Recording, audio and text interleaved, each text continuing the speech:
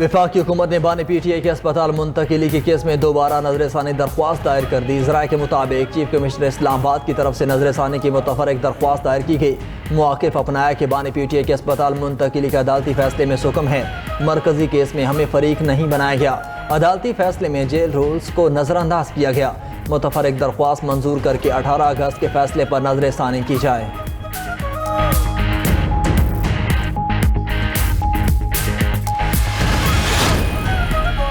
ماہر ڈاکٹرز کی ٹیم نے بانی پی ٹی آئی کو طبی طور پر صحت مند قرار دے دیا۔ طبی معائنے کے بعد بانی پی ٹی آئی اسپتال سے واپس اڈیالہ جیل منتقل۔ وزیر اطلاعات عطا تارڑ کی تصدیق، کہا کہ بانی پی ٹی آئی کا طبی معائنہ پیمز اسپتال میں کرایا گیا۔ پیمز اسپتال میں معائنے کے دوران الشفا کے ڈاکٹرز بھی موجود تھے۔ الشفا کے بعد سیکیورٹی صورتحال کے پیش نظر پیمز اسپتال میں معائنہ کرایا گیا۔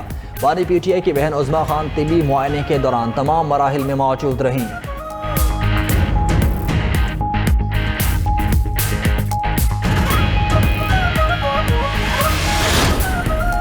بانی پی ٹی آئی کی صحت بالکل ٹھیک ہے، تمام تفصیلات عوام کے سامنے آ گئیں۔ بانی کی صحت کے معاملے کو مسئلہ بنانا اور اسے سیاسی رنگ دینا مناسب نہیں۔ وزیر دفاع خواجہ آصف کا قومی اسمبلی میں اظہار خیال، کہا کہ بانی پی ٹی آئی کی اپنی ہمشیرہ سے ملاقات ہوئی، وہ ان کی صحت سے متعلق بتا سکتی ہیں۔ بانی پی ٹی آئی کی آنکھ کی حالت بہتر ہے، بلڈ پریشر کا مسئلہ ہے، دوا دی جا رہی ہے۔ وفاقی وزیر طارق فضل چودھری نے کہا کہ پیمز میں ماہرین کی نگرانی میں بانی پی ٹی آئی کا تفصیلی معائنہ اور علاج کیا گیا۔ صحت جیسے حساس معاملے کو سیاسی تنازع یا غیر ضروری سنسنی کا رنگ نہ دیا جائے۔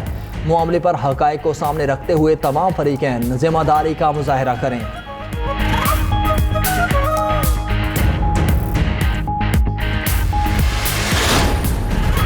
بانی پی ٹی آئی کو اسپتال منتقل کرنا اور وہاں رکھنا عدالتی فیصلے کے تحت لازم تھا۔ اس کی توقع نہیں تھی کہ کسی اور اسپتال میں منتقل کیا جائے گا۔ Chairman P T I barrister Gohar کہتے ہیں کہ جو کچھ ہوا اس کی توقع نہیں تھی۔ بہت بڑی بدقسمتی ہے، کوئی ہے جو نہیں چاہتا کہ مسائل کا حل نکلے، چاہتے ہیں سیاسی مسائل کا سیاسی حل ہو۔ ایسے مذاکرات ہوتے ہیں، نہ ہی ایسے تالیاں بجتی ہیں۔ وزیر اعلیٰ خیبر پختونخوا سہیل آفریدی نے کہا کہ توہین عدالت کا کیس دائر کریں گے۔ وکلاء نے تیاری کر لی، بانی پی ٹی آئی کی صحت ٹھیک ہو یا نہ ہو، عدالتی فیصلے پر عمل ہونا چاہیے تھا۔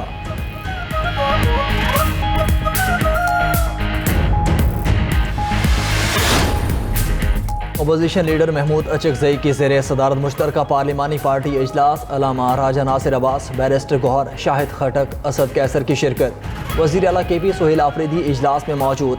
سیاسی صورتحال اور بانی پی ٹی آئی کی صحت اور عدالتی فیصلے پر تفصیلی غور۔ گرینڈ اپوزیشن الائنس کے قیام اور اسے مزید فعال بنانے پر بھی تبادلہ خیال۔ ادھر مولانا فضل الرحمان نے اپوزیشن جماعتوں کو آج رات عشائیہ پر بدعو کر لیا۔ پی ٹی آئی کی قیادت سمیت پارلیمنٹ میں اپوزیشن جماعتوں کی رہنما شرکت کریں گے۔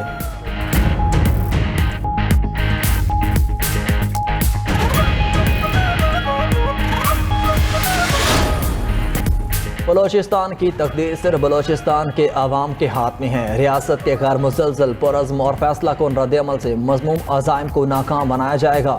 Chief of defence forces field marshal Asim Munir کی بلوچستان کی اہم شخصیات اور سیاسی قیادت سے ملاقات میں گفتگو، کہا کہ پاکستان اور بلوچستان کا حال اور مستقبل ایک ہے اور ہمیشہ ایک رہے گا۔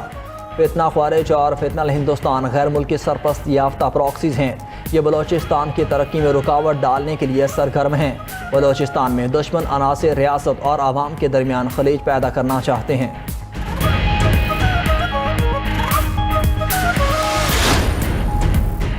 وزیر اعلیٰ پنجاب مریم نواز نے لاہور میں جناح انسٹیٹیوٹ آف کارڈیالوجی کا افتتاح کر دیا۔ افتتاحی تقریب سے خطاب کرتے ہوئے کہا کہ دل کے مریضوں کی تعداد میں تشویشناک حد تک اضافہ ہو رہا ہے۔ پورے پاکستان میں امراض قلب کے مریض علاج کے لیے یہاں آتے ہیں۔ افسوس سے کہنا پڑتا ہے کہ جماعتوں کا مزاج کرپشن اور دنگا فساد ہے۔ مسلم لیگ نون کا مزاج صرف خدمت اور ترقی ہے۔ اگر تمام سیاسی جماعتیں خدمت کی روش اپنائیں تو ملک ترقی کرتا ہے۔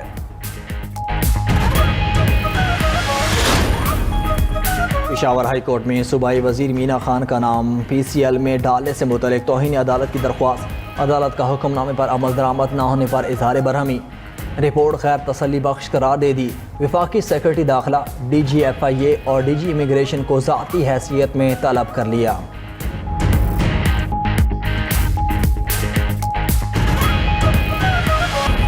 قومی اسمبلی اجلاس میں وقفہ سوالات اسپیکر کا وفاقی وزیر سائنس اور ٹیکنالوجی خالد مقصی اور سیکرٹری کی عدم شرکت پر اظہار برہمی، متعلقہ وزیر کی عدم موجودگی پر وفاقی وزیر پارلیمانی امور سے تحریری وضاحت طلب، طارق فضل چودھری کا غیر حاضر وزیر کے خلاف کارروائی کا مطالبہ کہا۔ بعض وفاقی وزراء کے غیر ذمہ دارانہ رویے سے حکومت کو شرمندگی اٹھانی پڑتی ہے، ایسے وزراء کے خلاف تعدیبی کارروائی کی جائے۔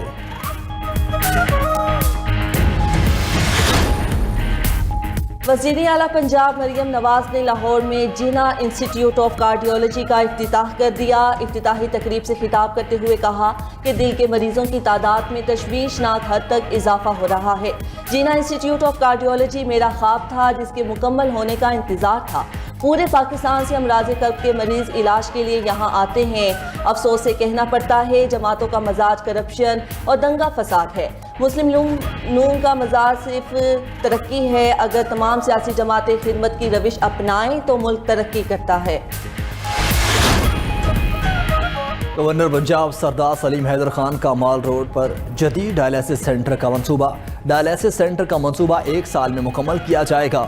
گورنر پنجاب سردار سلیم حیدر خان سے چیئرمین ریڈ کریسنٹ پنجاب میاں محمد حنیف کی ملاقات۔ چیئرمین ریڈ کریسنٹ پنجاب میاں محمد حنیف نے منصوبے پر گورنر پنجاب کو بریفنگ دی۔ ریڈ کریسنٹ کے تعاون سے 210 ڈائلیسس مشینوں پر مشتمل اسپتال قائم کیا جائے گا۔ ڈائلیسس اسپتال کا نقشہ تیار کر لیا گیا۔ گورنر سردار سلیم حیدر نے کہا کہ ڈائلیسس سینٹر میں غریب اور مستحق افراد کا مفت علاج کیا جائے گا۔ ریڈ کریسنٹ پوری دنیا میں فلاحی کاموں میں سب سے آگے ہے۔ چیئرمین ریڈ کریسنٹ میاں محمد حنیف کی زیر سرپرستی ادارہ ترقی کی جانب گامزن ہے۔ قدرتی آفات اور دیگر حادثات میں ریڈ کریسنٹ کا اہم کردار ہے۔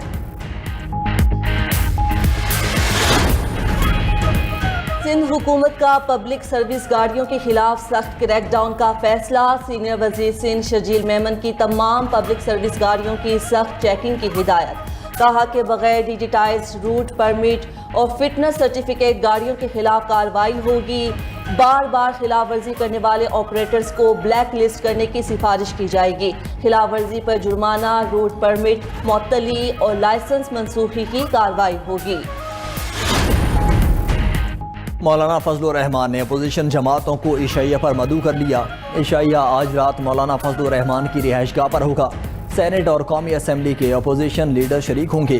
پی ٹی آئی کی قیادت سمیت پارلیمنٹ میں اپوزیشن کی جماعتوں کے رہنما بھی شرکت کریں گے۔ عشائیہ میں متحدہ اپوزیشن کے قیام اور مشترکہ لاہ عمل پر مشاورت ہوگی۔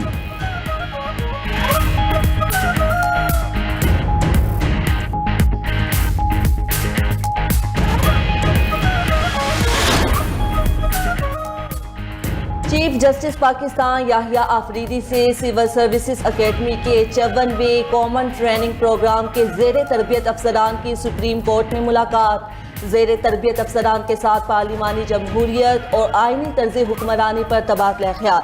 چیف جسٹس نے اختیارات کی سہ جہتی تقسیم اور مفت انتظامیہ اور عدلیہ کے باہمی کردار پر روشنی ڈالی۔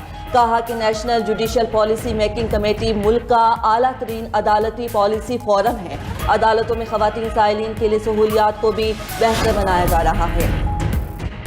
پاک چین دوستی ایک مضبوط رشتے کے ساتھ جڑی ہے۔ چینی قونصلیٹ کے تعاون سے حفظان صحت پر کام کر رہے ہیں۔ میئر کراچی مرتضی وہاب کا کے ایم سی میں تقریب سے خطاب کہا، سیاسی اختلافات کو دور کرنے کے لیے کے ایم سی کام کر رہا ہے۔ حکومتی اتحادی اور اپوزیشن نمائندوں کو بھی اسٹریٹ لائٹس تقسیم کی ہیں۔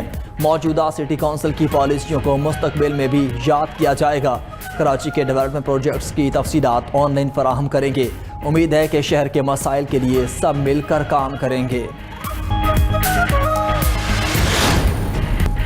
یمنی حوثیوں کا سعودی عرب پر 2 ڈرون حملوں کا دعویٰ۔ حوثی فوجی ترجمان نے کہا نجران ایئرپورٹ پر حساس ہدف اور ارامکو کی تنصیب کو نشانہ بنایا گیا۔ سعودی عرب کی جانب سے حوثیوں کے حملوں کی تصدیق یا تردید نہیں کی گئی۔ یمنی فورسز کے ساتھ جھڑپ میں 3 غیر ملکی جنگجو ہلاک۔ العربیہ کے مطابق ہلاک ہونے والوں میں ایرانی پاسداران انقلاب کے 2 اہلکار شامل تھے۔ تیسرا ہلاک شخص عراقی تھا اور اس کے بھی پاسداران انقلاب سے روابط تھے۔ حوثی فورسز کے ایک بریگیڈ کمانڈر کے ڈرون حملے میں زخمی ہونے کی بھی اطلاع۔